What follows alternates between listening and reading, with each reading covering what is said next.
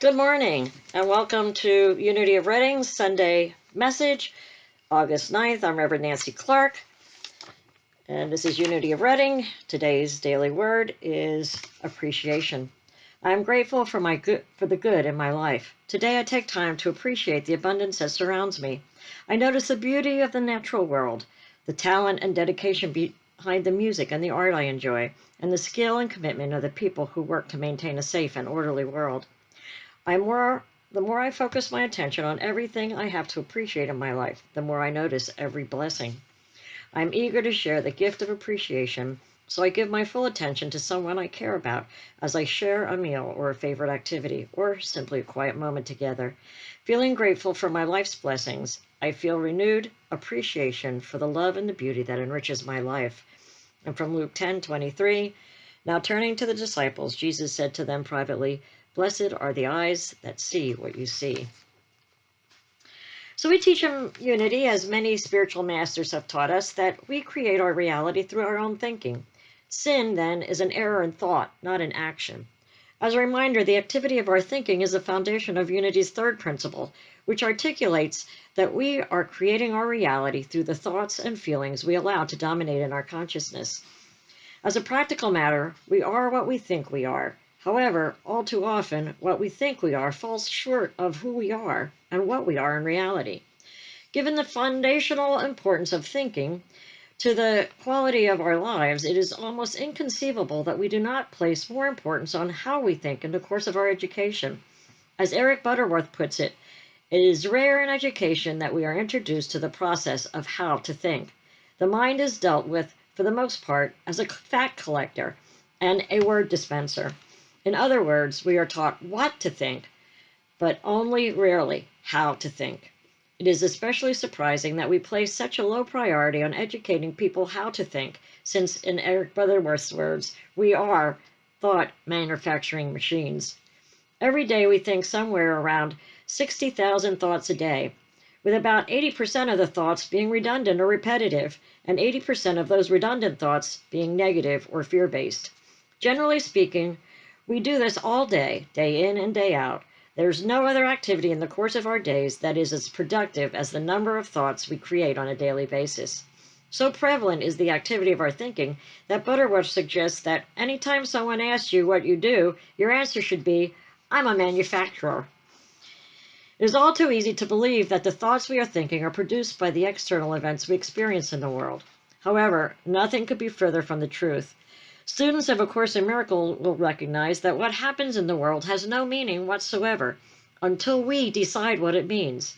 Butterworth would agree, saying, "What happens in your mind happens as a result of your attitudes and your feelings and your habit patterns. Your mind is your domain." In other words, you and I are in charge of what we think. We have dominion. Therefore, we have the power over our thoughts.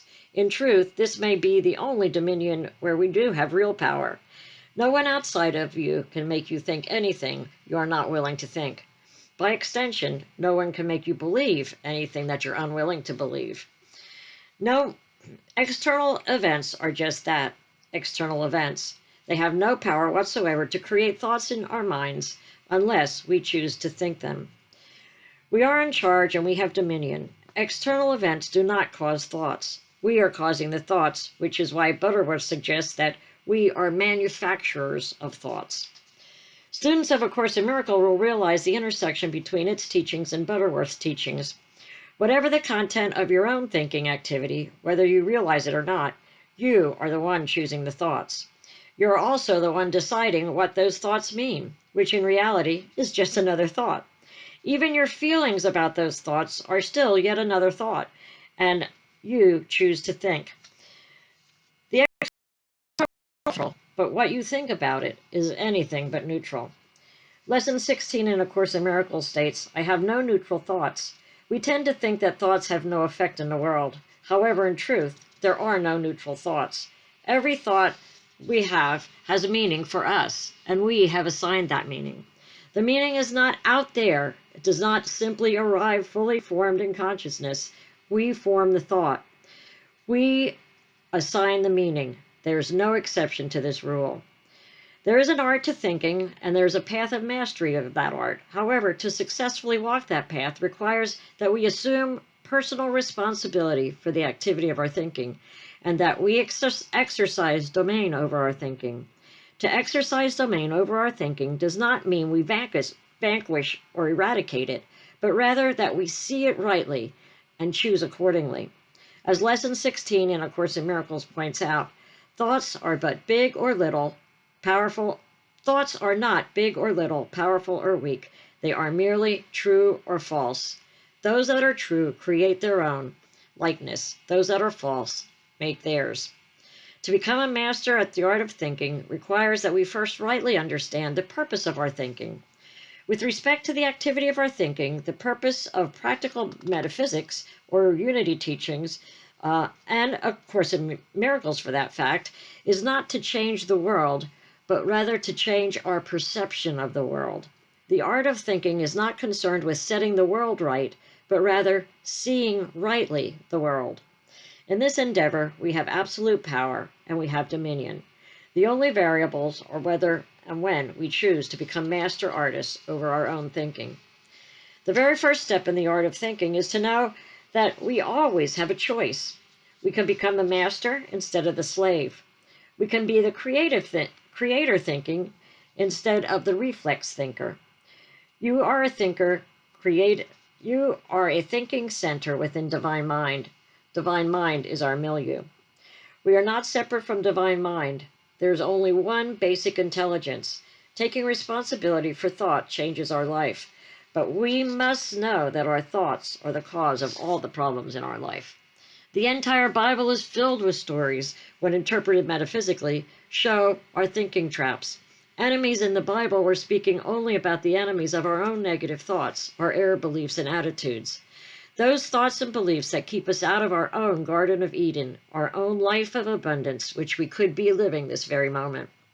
Positive thinking is not just a programmed mind. We are not what we think. Rather, we are thinking what we think. The you that thinks what you think is more than the thoughts that you're thinking.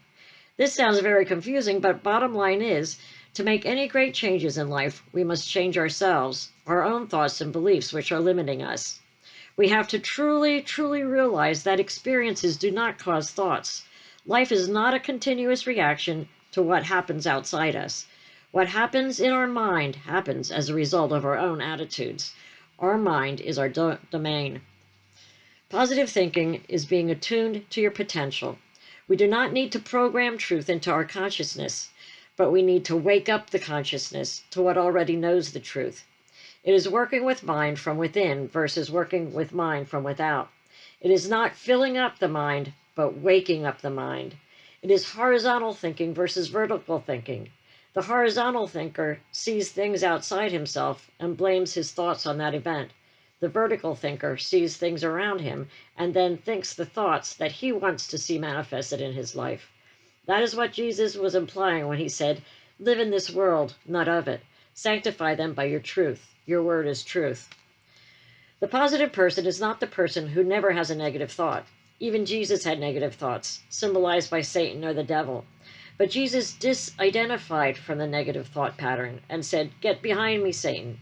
He did not give power to his negative thoughts, but he gave power back to the truth. We can say no to negative thoughts by not allowing it to take possession of us or to disidentify from it. Not, "I've caught a sneeze," but "I've caught a cleansing." The sciences of biology, medicine, and now positive psychology are all producing evidence-based research showing us how much our thoughts, beliefs, and attitudes affect our health and our overall well-being. Studies on heart disease have concluded that optimists have a significantly lowered chance of coronary artery disease and also heart attacks than pessimistic thinkers. We must be disciplined to change our thinking. Discipline is a capacity to make yourself mind you. We are all disciplined creatures. We groom ourselves in the mirror before going into the world, and we must also groom our state of mind as well. It is more important to prepare ourselves mentally for the day than physically. Awareness is always the key. Last week I said, think about every thought as a prayer. When we are aware of this, we can realize how important it is to remain disciplined in regards to our thinking. Research in positive psychology has identified what they call thinking traps. Once we realize the Bible as a representation of our own thinking, we can see many of these traps being illustrated in each of the stories. These traps may have well been the temptations Jesus had to overcome to live in Christ consciousness. As I discuss some of these, perhaps you will recognize them within yourself and know that you have the ability to change. You do have power and dominion over your thoughts, and since your thinking produces your reality, you have the power to change our world through changing our thinking. One of the first thinking traps I will talk about is called mind reading. Many believe that we all think alike, which is far from the truth. You know what you are thinking, and you believe others are thinking the same thing. We believe others are thinking the worst about us. We believe that we know what others will say and how they will act. Thinking this way, we believe others should know our needs and act accordingly to how we are thinking. No two people think alike, and we really have no idea what others are thinking. You can see how this thinking trap can cause major issues in relationships, as we believe our partner should know what we need. This can also become a self-fulfilling prophecy where we act as others do not like us, which understandably makes them pull away. Another thinking trap is black and white thinking, or all or nothing thinking. This trap occurs when we only look at situation in terms of one extreme or the other. This type thinking leads us right into another trap called labeling. A situation is either bad or good, success or failure. There's no middle ground. If you fall short of your expectations, you view yourself as a total failure. Instead of saying, I missed the mark, you tell yourself, I'm a failure, which again becomes a self-fulfilling prophecy. We must see that, in reality, most situations are somewhere in the middle. It could be a step in the right direction, but not totally the destination, or even a small setback. We have to realize, however, whatever we label it, it becomes that for us. To speak more on labeling, think about Adam in Genesis. He was to name each thing, and whatever the man called each living creature, that was his name. The name in the Bible means its essence, its meaning. We have dominion over everything, and we have the ability to name it, to label it, to give it its meaning, and that's what it becomes for us. We give everything their meaning, their name. If we name something good, it becomes good for us. If we name something bad, it becomes bad for us. Paul wrote, and we know that all things work together for good to them that love God, to them who are called according to his purpose. How might situations in your life be different if you could label something good instead of bad? We teach in Unity things do not happen to us, but they happen for us, for our spiritual growth, for our awareness of what needs to change, for us to look at ourselves within and to change. Another popular thinking trap along this line is fortune telling. We make up stories of how scenarios will play out in our minds. We predict how others will act or what they will say. Along with fortune telling, many times comes the trap of catastrophic thinking. Making mountains out of molehills, making things much worse than they really are. Catastrophic thinkers are usually stuck in their heads. They have a tendency to anticipate the worst-case scenario and get stuck in anxiety, believing that the prophecy is reality. And many times, because of this, they end up making it their reality. When I do speaking presentations, I often hand out a jigsaw puzzle piece and ask what the picture will be, if people would like the picture, and where would be a good place to hang that picture. Of course, from only a tiny puzzle piece, no one really knows what the pictures will be or if they'll like it. We have to realize that when things happen in life, when we hear a piece of news or see something happen, we only have one little bit of information. We only have one little piece of the puzzle. And yet, it's human nature to make up a complete story, to make up the picture. It is also human nature to make up a negative story of what will happen because we have trained our minds that way. As we make up the picture, the story, we begin to step into that story and again, create a self-fulfilling prophecy. Think about this next time you have the tendency to fortune tell or catastrophize. Why make up a negative, scary story when you can make up a positive, happy story which makes you feel good and step into that reality? The title of As a Man Thinketh, the popular book written by William James, is influenced by a verse in the Bible from the book of Proverbs, chapter 27, verse 7, or chapter 23, verse 7. As a man thinketh in his heart, so he is. The book opens with this line, Mind is the master power that molds and makes, and man is mind, and evermore he takes tools of thought, and shaping what he wills, brings forth 1,000 joys, 1,000 ills. He thinks in secret, and it comes to pass. Environment is but his looking glass. If we want to know the trajectory of our thinking, all we need to do is to look around us. Are we naming our reality as abundant or scarce, good or bad? Paul wrote, "Be not conformed to this world, but be ye transformed by the renewing of your mind, that ye may prove what is that good and acceptable and perfect will of God." As we change our thinking, as we renew our minds to the highest order of divine mind, we will see our lives change drastically.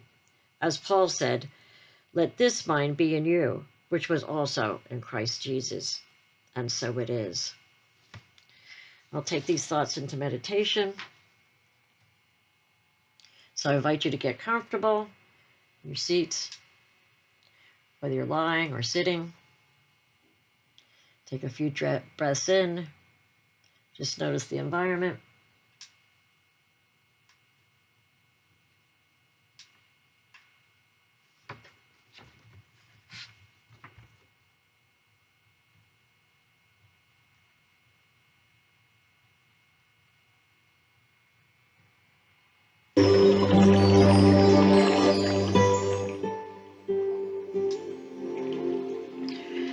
Focus your mind on your breath. Notice with each exhale, your body and your mind become more relaxed. Breathe in the energy of God. Breathe in love. Breathe in faith. Breathe in hope. And as you exhale, relax. And let all those thoughts, those feelings, those attitudes that no longer serve you be removed. Breathing in and out, slowing down, relaxing, in and out. When you're ready, you can gently close your eyes. Now turning your attention around, you become the observer, becoming your inner being. Notice that you are not the thoughts that you think. It's just the thoughts that you think. You're much more than your thinking. You're much more than your thoughts. As you become the observer, becoming your inner being, know that this is the true being that you are.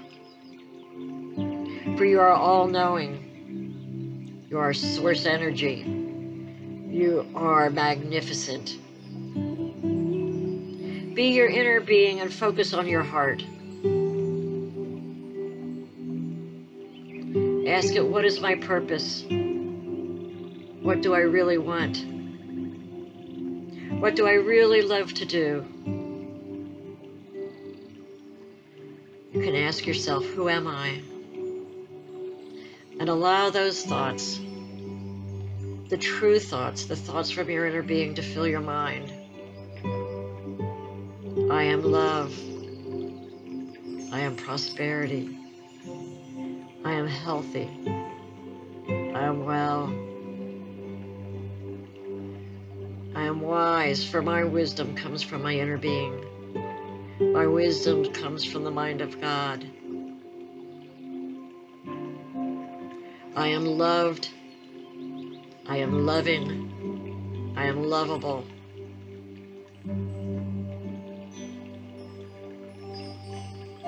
Let your heart feel your inner being. Let it speak to you through your feelings in your heart. Let your thoughts come from your inner being, for these are the truth. Know who you are. Know you are a powerful creator.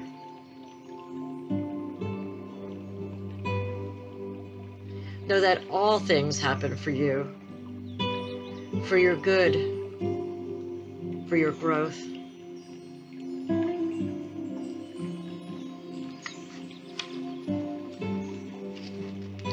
Know what feelings make you truly happy, and know those thoughts that produce those feelings. Feel your heart speaking to you.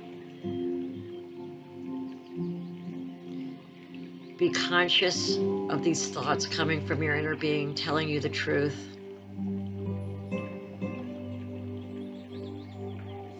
Know that you are experiencing these feelings and these thoughts. You have touched the garment, the kingdom of heaven. You are sitting in the consciousness of God. Know that there is unlimited potential and possibilities. That everything up into your life has led you to this space. And it's because this part of you knows that you deserve to be happy. You deserve to be prosperous.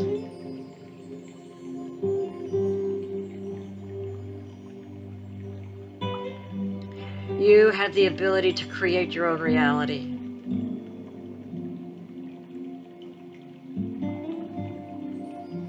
You give everything its name. In your mind, bring up scenarios and name them good. Name them God.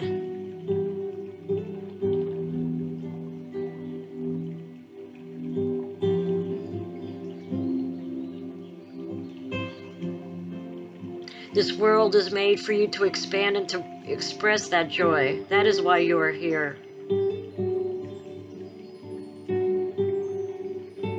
What is your joy? What do you love? How can you allow this to express this through others?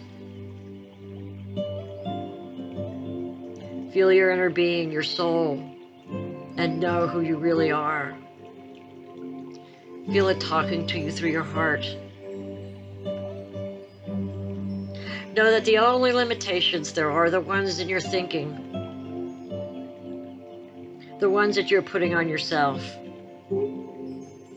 As you become aware of who you really are and what you really are, you can allow those thoughts to dissipate. You can allow your mind to become one with divine mind.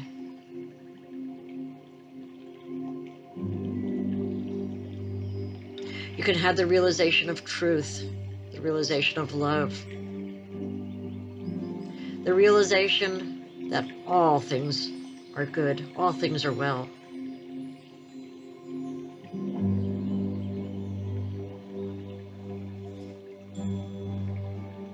You are the energy, and everything around you is energy. You are this energy of love.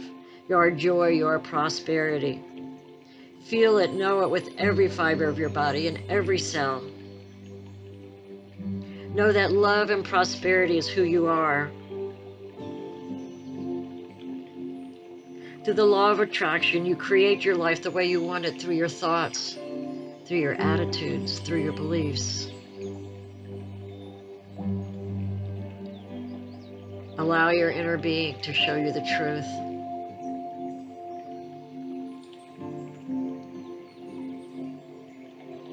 Allow your mind to become one with divine mind.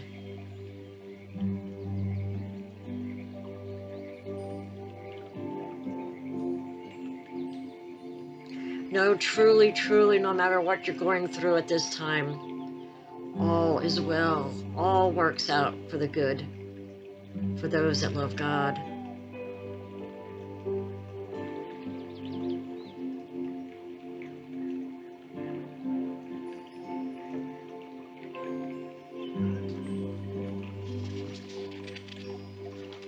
Allow yourself to think good thoughts, thoughts that make you feel good. Allow yourself to feel good. Feel those feelings now in the present. Extend those feelings outward to those around you and to the world. Make a commitment to not set the world right, but to see the world rightly. Make a commitment to see yourself rightly, for you are awesome. You are a powerful creative being. You are love, you are loving.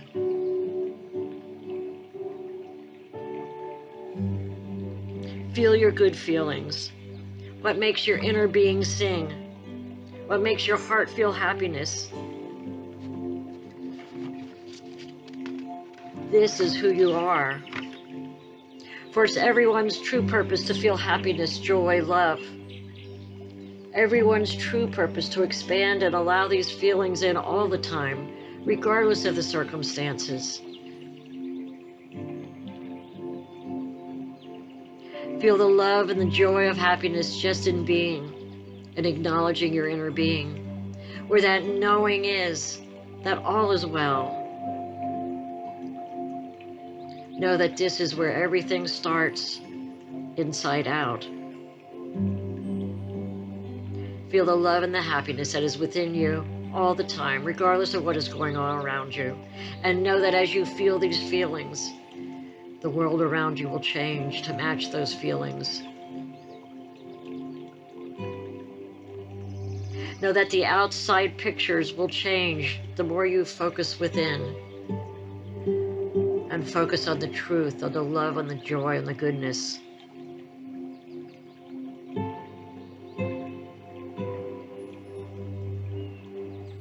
Imagine sending these feelings to others and ask your inner being, how can I express this to others? Follow the good feelings in your heart. They are the indicators. Ask your inner being to be your guide in expressing these feelings in your life and those around you.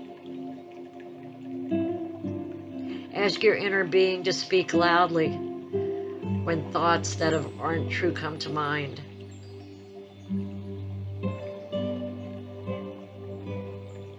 See yourself now performing all your actions through this loving energy that flows through you. See everything around you become brighter, more alive. Know that this is the flow of life. It's making the journey in love and compassion.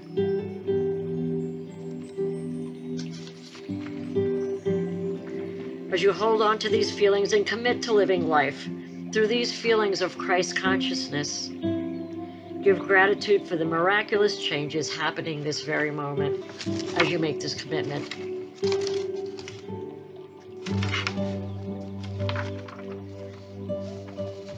Breathe deeply in and out, knowing that each breath you breathe in love and you exhale to allow more love to flow through you and the world around you. Know this love. The love you feel in this moment is your creative power. Make a commitment to bring this love, joy, feelings of prosperity back with you and commit to living a life through these energies and give thanks for the great changes happening as you experience the beautiful, miraculous flow of life.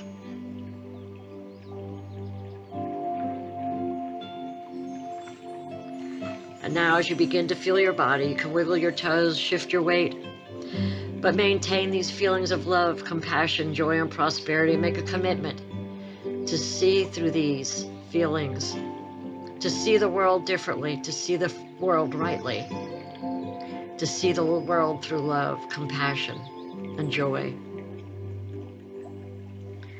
When you're ready, you can open your eyes, return to this space,